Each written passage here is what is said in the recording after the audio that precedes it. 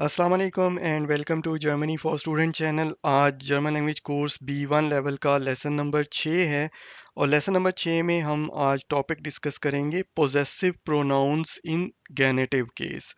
इससे पहले lesson number 5 में हमने गेनेटिव केस का एक ओवरव्यू देखा था और हमने देखा था कि गेनेटिव केस क्या है और इसको हम कब इस्तेमाल कर सकते हैं। आज के लेसन में हम फोकस करेंगे पोजेसिव प्रोनाउन इन गेनेटिव केस। क्योंकि ये एक लेंथी टॉपिक है इसलिए हम इसको एक लेसन के अंदर कवर नहीं कर सकते, इसलिए मल्टीपल लेसन्स के अंदर हम इसको हर एंगल से देखेंगे कि गेनेटिव केस क्या होता है। गेनेटिव केस में पोजेसिव प्रोनाउंस कौन से इस्तेमाल करने हैं, ये दो चीज़ों के ऊपर डिपेंड करता है। पहला तो सब्जेक्ट कि हम किस सब्जेक्ट के लिए पोजेसिव प्रोनाउन इस्तेमाल करना चाह रहे हैं, और दूसरा ये कि जेंडर ऑफ नाउन क्या है। अगर जेंडर ऑफ नाउन मास्कुलिन है और सब्जेक्ट हमारे पास इश है, तो इस केस में हमारे पास जो पोजेसिव प्रोनाउन होगा गेनेटिव केस में वो होगा माइनस। फेमिनिन नाउन के लिए माइनर, नोएटर नाउन के लिए माइनस और प्लूरल के लिए होगा माइनर। तो यहाँ पे हम देख सकते हैं कि मास्कुलिन और नोएटर नाउन के लिए हमारे पास सेम पोजेसिव प्रोनाउन होंगे गेनेटिव केस में।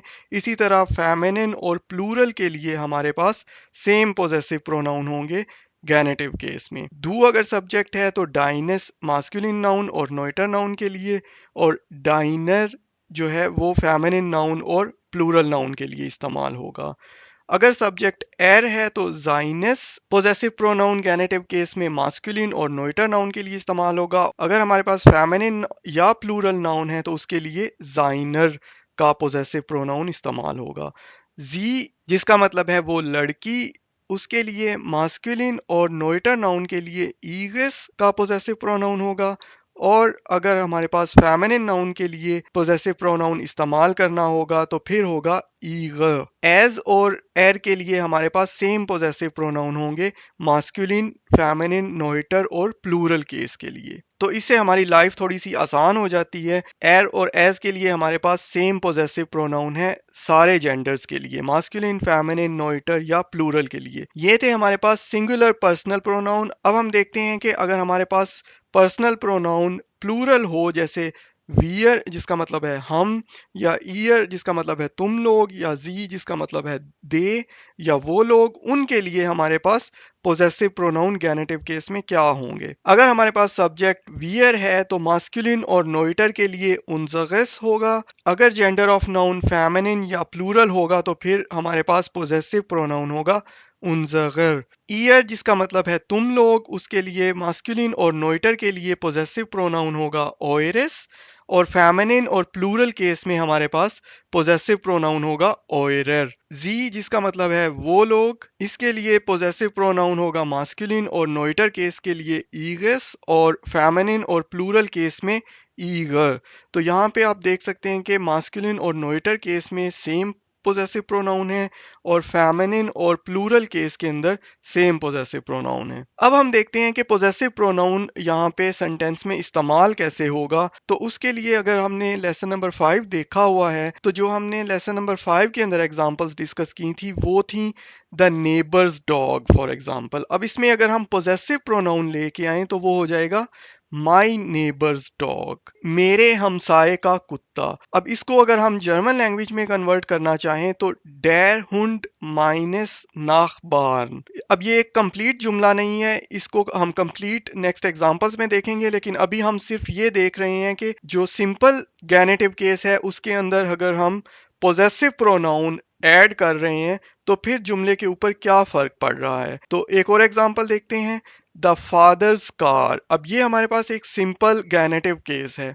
अगर इसमें हम पोजेसिव प्रोनाउन इस्तेमाल करते हैं तो हिज फादर्स कार या हर फादर्स कार या माई फादर्स कार। तो इसमें आप पोजेसिव प्रोनाउन कोई सा भी इस्तेमाल कर सकते हैं डिपेंडिंग ऑन कि आप क्या कहना चाह रहे हैं जुमले के अंदर। यहाँ पे आपको सिर्फ ये दिखाना मकसद है कि किस तरह से जुमले के अंदर कौन सा कंपोनेंट जो है वो पोजेसिव प्रोनाउन गेनेटिव केस में शो करेगा।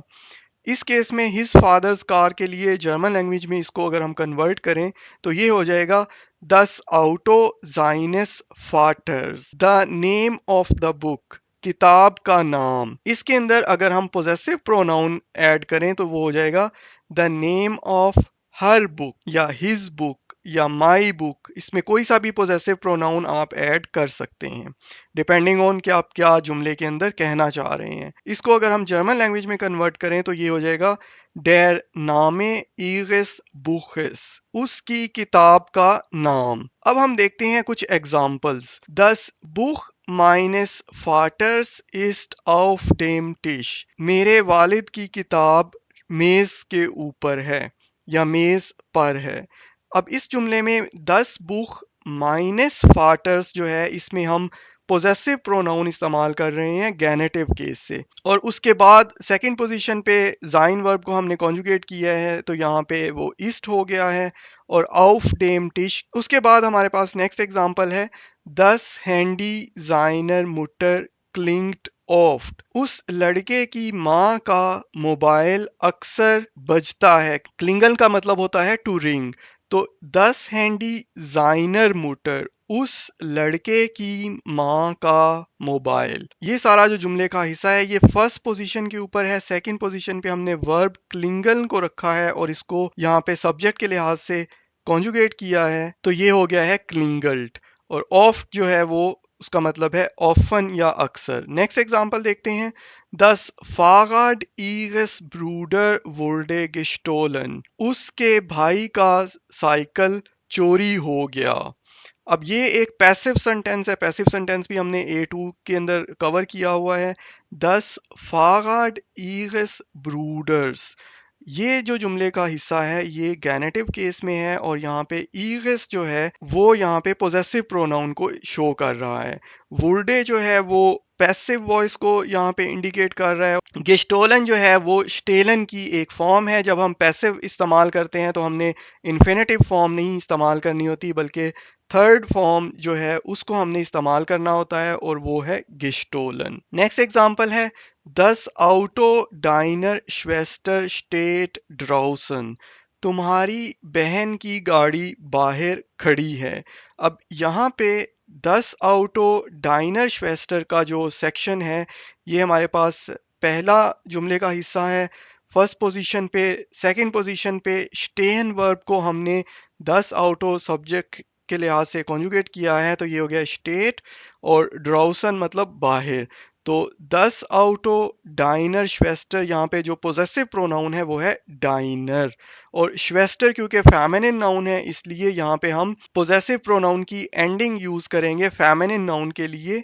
नेक्स्ट एग्जांपल है दस सिमर उनजगर एल्टन ईस्ट इम एक्सटन स्टॉक, हमारे पेरेंट्स का कमरा फर्स्ट फ्लोर पर है। दस सिमर उनजगर एल्टन, ये जो है ये गैनेटिव केस है, इसमें हमने पोजेसिव प्रोनाउन भी इस्तेमाल किया है उनजगर। अब एल्टन क्योंकि एक प्लूरल नाउन है इसलिए यहाँ पे हम प्लूरल नाउन की एंडिंग इस्तेमाल करेंगे।